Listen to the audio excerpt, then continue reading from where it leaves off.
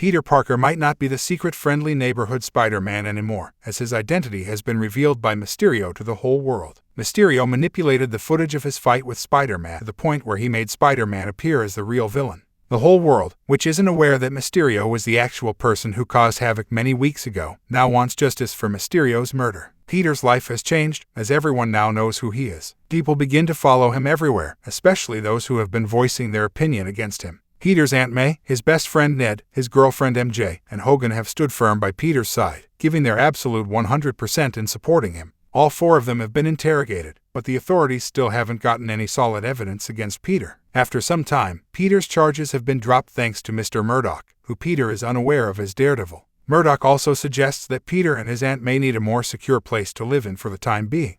Knowing how their lives have drastically changed, Peter and his two close friends decide to start fresh by applying to Ivy League universities. Despite their exceptional academic performances, all three of them aren't able to get into any university due to the controversy surrounding Peter's identity as Spider-Man. Even during this tough period, MJ and Ned still care for Peter and show how they aren't affected by not getting into college, as they believe that nothing matters more than being together. Peter, who can't live with the fact that his friends are deprived of strong academic careers because of him, decides to gain the help of Dr. Strange in changing everything. Peter explains to Strange everything that has happened to him and his friends. He requests Strange to go back in time and make everyone forget that he's Spider-Man, so that his friends' applications to colleges aren't rejected. Strange reminds Peter that he returned the Time Stone when the Avengers defeated Thanos. As Strange holds several magical and wizardry powers, Peter asks Strange if he can come up with any other ways that could help Peter in this tricky situation. Strange does know one particular spell that could make people forget that Peter is Spider-Man. Strange's close friend Wong orders Strange to not use that spell, as both of them haven't used it much, and the results could end up being catastrophic. Strange still continues with the spell anyway. During the spell, though, Peter panics as he still wants May, Ned, MJ, and all of the Avengers to know that he is Spider-Man. Strange, because of Peter's constant requests, has to make alterations to the spell. Because of Peter's requests, the spell becomes uncontrollable, and the entire place almost gets destroyed. Strange brings the spell into his control and stops it immediately. The spell wasn't able to perform the job it intended to. When Strange learns that Peter didn't plead his and his friend's college admissions case with the administration of the college they wanted to get into, he gets furious with Peter and kicks him out immediately. Peter meets the Vice Chancellor of MIT on the bridge and tries to make a case for why his friends absolutely deserve to get into MIT, but before they can proceed further with the conversation, Peter's spider senses begin to trigger, indicating something terrible is about to happen. Soon, a man equipped with robotic tentacle arms appears from under the bridge and begins attacking everyone, especially Spider-Man, who is unaware of the man, as he has never faced him in his entire life. The name of the man is Dr. Otto, and he begins questioning Peter about stuff Peter doesn't know. The robotic tentacle arms have been influencing Otto's brain for many years, which has caused Otto to go insane. Otto is able to get a hold of Peter, and Otto's robotic tentacle arms snatch some of Peter's nanotechnology from his iron spider suit. However, this gives Peter the advantage, as his suit gets synchronized with Otto's robotic tentacle arms. Peter, now with the control of the arms, restrains Otto.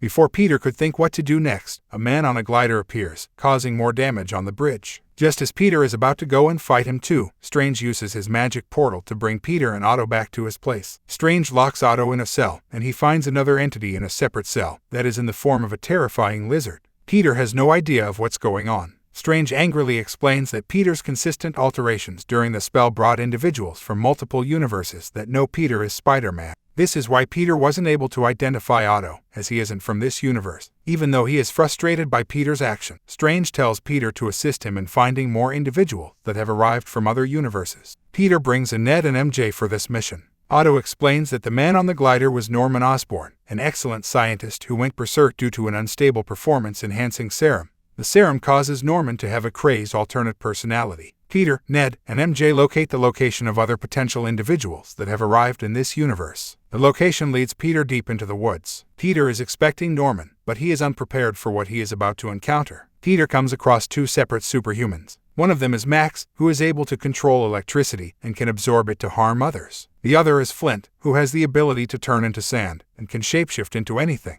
After a long battle, Peter is able to calm them down when they learn that they are not fighting their universe's Spider-Man. Peter uses Strange's magical object which Strange gave him to teleport both Flint and Max back to Strange's place. Max instantly recognizes the lizard as Dr. Kirk Connors, who used to be a scientist, but went mad when he turned himself into a gigantic lizard. Meanwhile, Norman has got control of himself and doesn't let his evil personality take over his mind again. Norman gets in contact with May and requests her to get him in touch with Spider-Man. May insists Peter help Norman with his personality disorder, but Peter claims that the best they can do is send all of the individuals back to their respective universes. Peter takes Norman to the rest. Otto is surprised to see Norman alive, as he claimed that Norman passed away many years ago. As every single villain begins to talk about how they despise Spider-Man, they are baffled to conclude that they were brought to this universe just when they were about to lose their battle to Spider-Man and probably lose their lives in the process, or end up being prisoned. Strange arrives and lets Peter know that he is about to send the villains back to their respective universes. Peter tries to convince Strange that they can't send them back yet, as they are probably going to perish in their universes. Strange claims that it's their fate to lose their lives fighting Spider-Man. Peter still believes that he can cure the villains' insanity before sending them back. He steals Strange's spell object and tries to run away. Strange uses his magic powers to trap Peter in a mirror dimension, but Peter's mathematical abilities overpower Strange, and Strange is the one left trapped in the mirror dimension. Peter apologizes to Strange, but says that he has to help the villains and give them another chance to turn their lives around.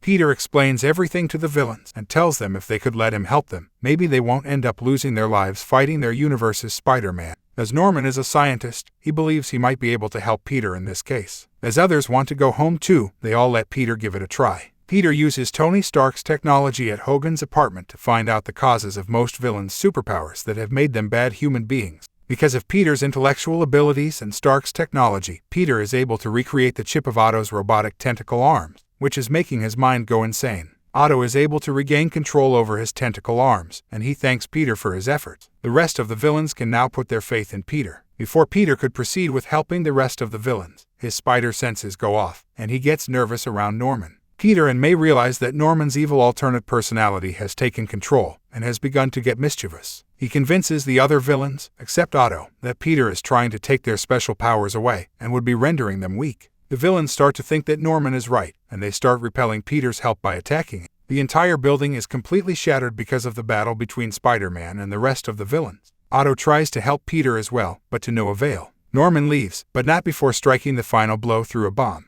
May is severely injured, and even in much pain, she reminds Peter that with great power comes great responsibility. As if Peter's life wasn't messed up enough, his beloved Aunt May then passes away in his arms. Even though he is in pain and shock, Peter runs away in order to avoid getting arrested by the police. Ned and MJ worry about Peter, but Ned remembers that Peter gave him Strange's sling ring, through which he can open up the portals. He tries using them to open up a portal and bring Peter home. What happens next is something that both Ned and MJ weren't expecting at all. Ned opens up a portal to find a different Spider-Man. Ned is in shock, and MJ believes that he might be someone else. That Peter claims that he was fighting bad guys and was brought to this universe unexpectedly. Ned and MJ believe him for now, and Ned tries opening up a new portal to find his Peter. Out of the blue, Ned opens a portal that brings in another different Spider-Man. Everyone is confused, and all of them decide that it's better to find the Spider-Man of the current universe. When all of them do, Peter of the current universe says that he is heartbroken because of May's death, and he would no longer be fighting the villains of the different Spider-Man. The new Peters say that they lost somebody special too, and both of them realize that with great power indeed comes great responsibility. The current Peter realizes that all three Spider-Men have something in common, and they should finish what he started.